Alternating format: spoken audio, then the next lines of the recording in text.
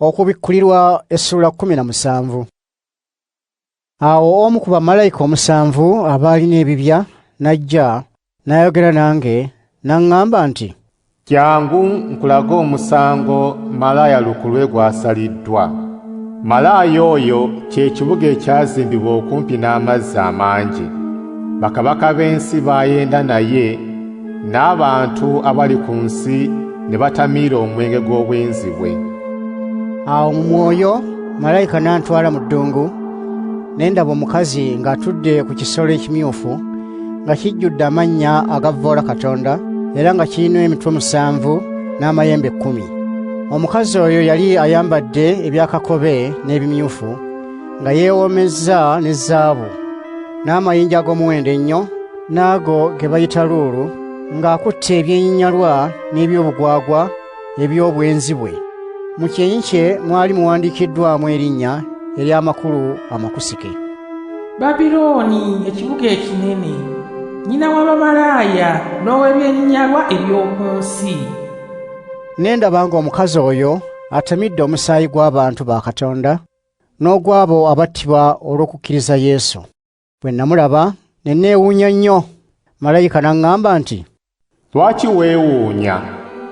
Kankubuulire ekyama ekifa ku mukazi oyo ne ku kisolo ekimusitudde ekirina emitwe 7 n'amayembe 10. Ekisolo ky'olabye kyaliwo, kati tekikyaliwo, naye kinatera okuva mu bunnya obutakoma kigende kizikirizibwe.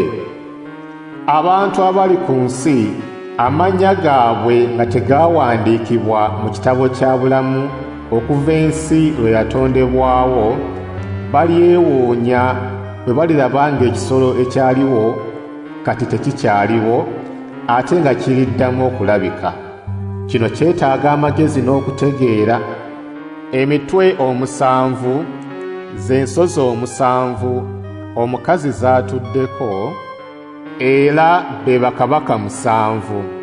5 ku bo baagwa, omu akyaliwo, omulala tannaba kujja. Era bw'alijja aliteekwa okumalawo ekiseera kitono. Ate ekisolo ekyaliwo kati ekitakyaliwo, ekyo ye kabaka ow'omunaana, kyokka nga waakubali 7 era agenda kuzikirizibwa.